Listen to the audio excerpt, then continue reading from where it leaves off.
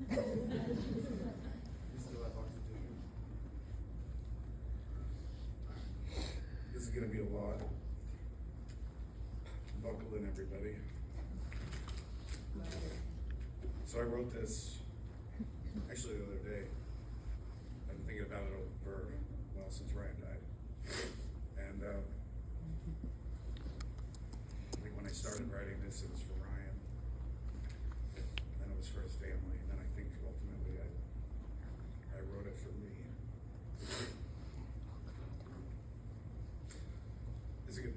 It's gonna be tough to get through. No, you're fine. I'll bring it up. Yeah, do what you gotta do.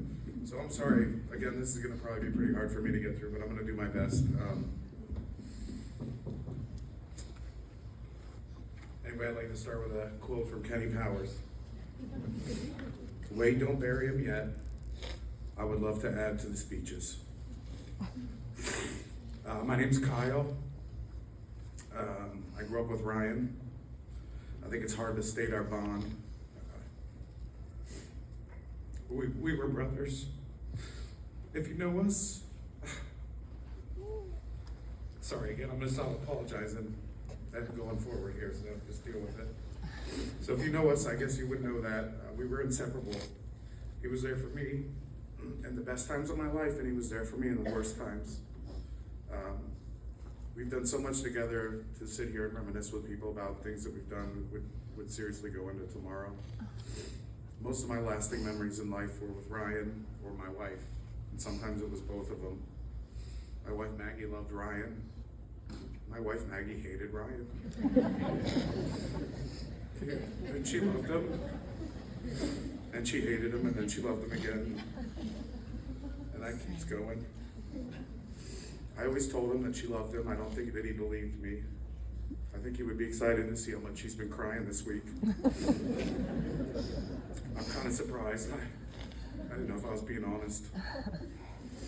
I love Ryan's family, and I love you all for coming. Ryan's death was a shocker.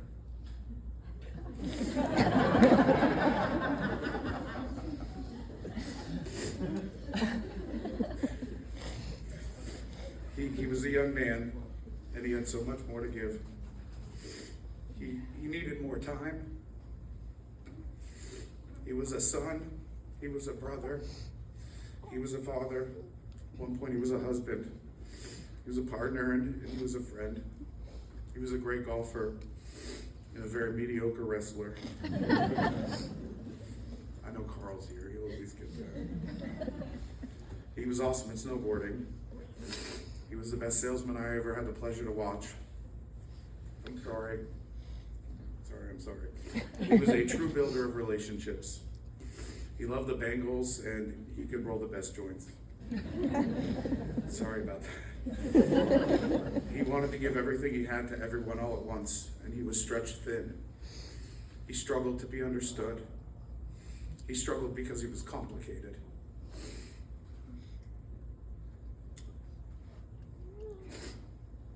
The best thing I could do for my friend is to help you understand who he was and how he wanted to be perceived. Ryan wanted life to be happier than what it was. It was hard for him to accept sadness and loss and failure or defeat. He wanted the people in his life to be happy. He would want us to be happy now. He's told me that. He told me when he dies, he wants people to celebrate his life. He told me that pretty recently too.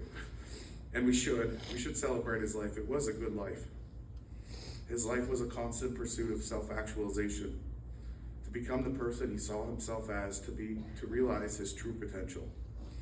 He was tireless about it to the extent it was at times exhausting to be around. It was hard to keep up with him. He wasn't simply satisfied with a good career. He needed to have a great career. He wasn't satisfied with good relationships. He needed to have great ones.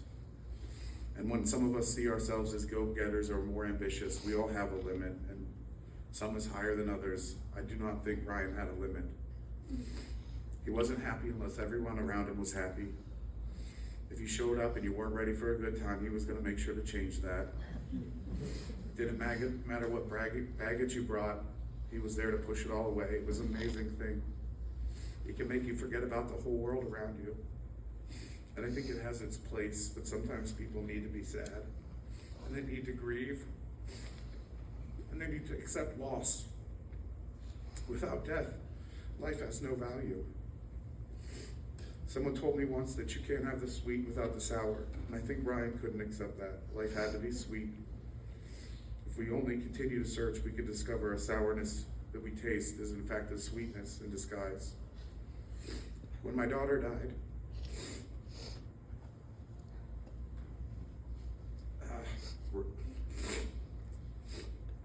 Ryan told me that some people's energy is just too powerful for this world, and that the cosmic balance cannot sustain their positive energy. They must move on to their next phase. It was such a kind thought and such an obvious attempt to just make his friend feel better. Guys probably should put a trash can up here.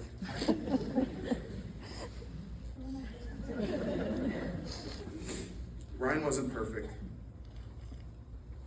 I didn't always agree with Ryan.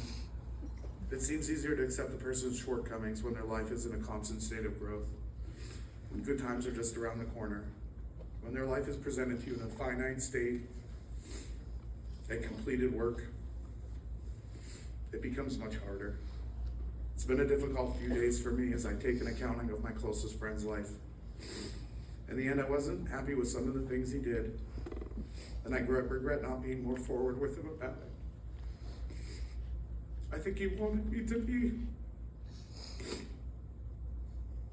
And I think he looked to me to tell me when he was wrong at times. I think he trusted my judgment, and I think I let him down.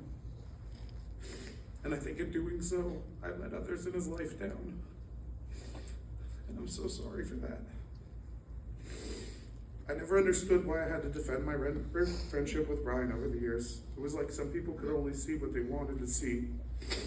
I always thought if they took the time and gave him a chance, that they could see what I saw. It was a brother who would do anything for you at any time, no matter the consequence. A friend who was always looking for the bright side. Someone who was willing to jump in a car with you and drive 12 hours down a coast because you had nothing better to do. We did that. Like 3 times. Yeah, and I didn't know how to change my oil. You could drive a car 30,000 miles without changing the oil, I've seen. And if you use the clutch too much to be loud, you'll burn it out. Brian got to learn that before, he had a car. Yeah. Anyway. Ryan believed you were more than the sum of your actions, that you were also the person you wanted to be. He believed in your dreams and encouraged you to blindly chase them. And if you were happy with who you were, then so was he. Ryan accepted me for who I am, with no condition. He didn't want me to change. He just wanted me to be happy and be who I was. And I think we all could take a cue from Ryan. We can grow and we can improve and we can become the people we were meant to be. We can dedicate ourselves to ourselves, and if we fall, we can pick ourselves up and continue on. We can improve the lives around us of other people, but we can also take a pause for sadness. We can accept grief and we can move on from loss. Maybe Ryan was right about my daughter, because Ryan had too much energy for this world, and now he's moving forward to his next cosmic journey. So thank you guys all for coming.